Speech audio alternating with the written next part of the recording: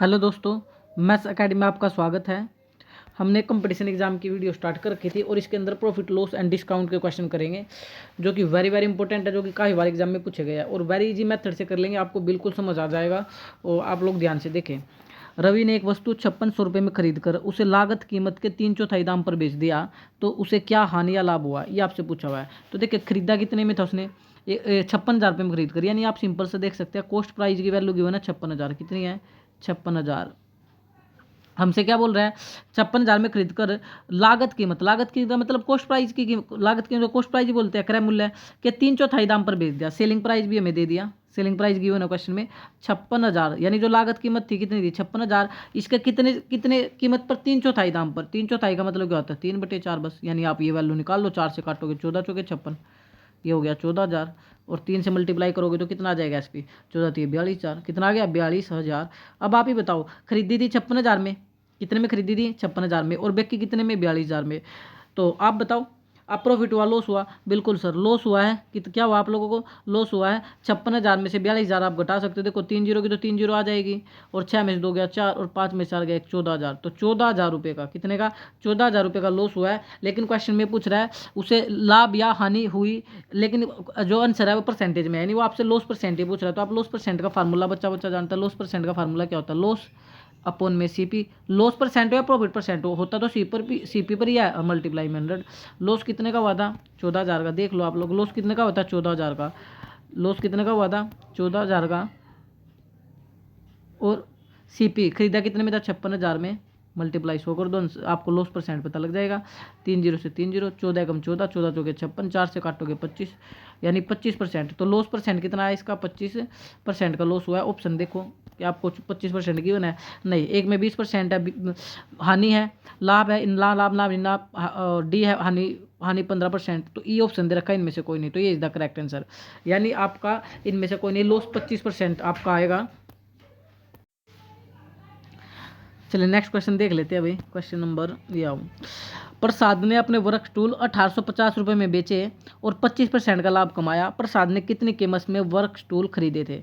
आपको क्या गिवन है, बस ये आपको ध्यान से देखना है। 1850 रुपये में बेचे, सेलिंग प्राइस आपको गिवन है और प्रॉफिट परसेंट आपको गिवन है।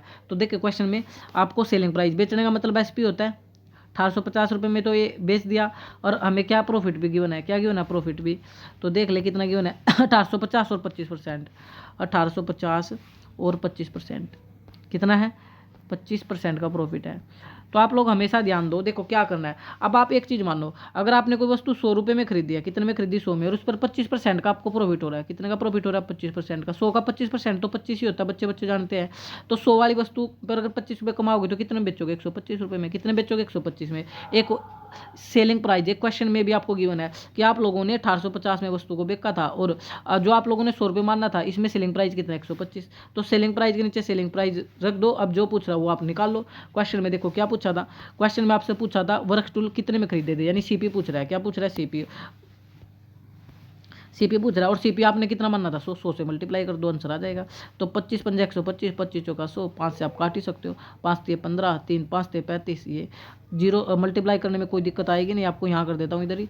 तो चलो इधर कर लेते हैं। 0 7 चौका 28, 2 और 4 ते 12, 2 14, 1480 रुपये में कितने में खरीदे थे? 1480 में। ऑप्शन आप चेक करो, 1480 क्या है? ये राडी 1480। कर पाएंगे? सिंपल सी है। वैसे एक मेथड हो रहा है इसका, लेकिन सबसे अच्छा ये पड़ता है कि आप लोग कुछ मत करो इस पूरे क्वेश्चन में। आप लोग की वस्तु 100 रुपये में खरीदी और उस पर आपने 25% का प्रॉफिट लिया, तो कितने में बेच दिया आप लोगों ने? 125 में। एक ये भी सेलिंग प्राइस है और ये भी सेलिंग प्राइस है, तो सेलिंग प्राइस के नीचे क्या रख दो? Selling price. जो पूछे उससे मल्टीप्लाई कर दो, इज द बेस्ट वे।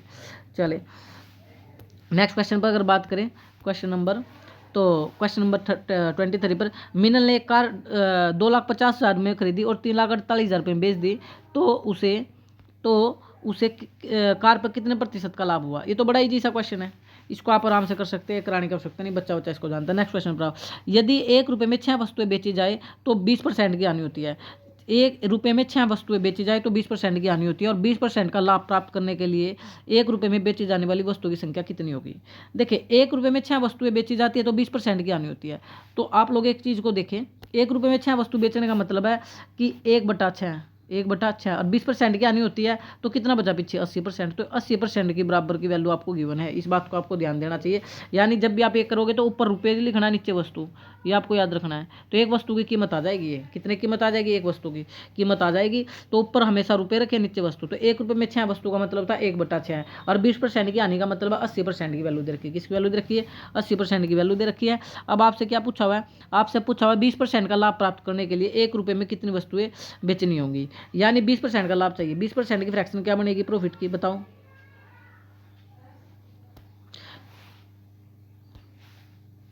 20% की फ्रैक्शन क्या बनेगी 120%। 120% की वैल्यू निकाल लो, 1/6, नीचे वाली वैल्यू ऊपर चली जाएगी 120 और ये जो 80 था ऊपर वाली वैल्यू नीचे आ जाएगी। परसेंटेज मैंने नहीं लिखा क्योंकि परसेंटेज से परसेंटेज कट हो जाएगा। तो 6 दूनी 12 हो गया 20, 20 अगम 20, 20 चौका 80 या 1/4। तो इसका मतलब है 1 रुपये में कितनी वस्तु बेचोगे, सर 1 रुपये में 4 वस्तुएं बेचनी पड़ेगी। तो आपका राइट आंसर ये होगा, आप देख लो इसमें ऑप्शन में दे रखा है 4 वस्तुएं, D is the correct answer. समझ आया। मैं फिर इस क्वेश्चन को दोबारा बता देता हूँ, वेरी इंपॉर्टेंट है, बहुत बार क्वेश्चन पूछा जाता है। देखिए इसमें क्या 6 वस्तुएं 1 रुपये में 6 वस्तुएं बेची गई। तो 1 रुपये में जब 6 वस्तुएं बेची गई तो आपको समझ लेना चाहिए ये 1/6 है। 1 रुपये में 6 वस्तु बेचने का मतलब क्या है, 1/6 और 20% की आनी होती है। तो ये 80% की वैल्यू है। किसकी वैल्यू है, 80% की वैल्यू है और 20% का लाभ प्राप्त करना है मतलब 120% की वैल्यू आप निकाल लो, आपका आंसर आ जाएगा। चले नेक्स्ट क्वेश्चन पर बात करते हैं।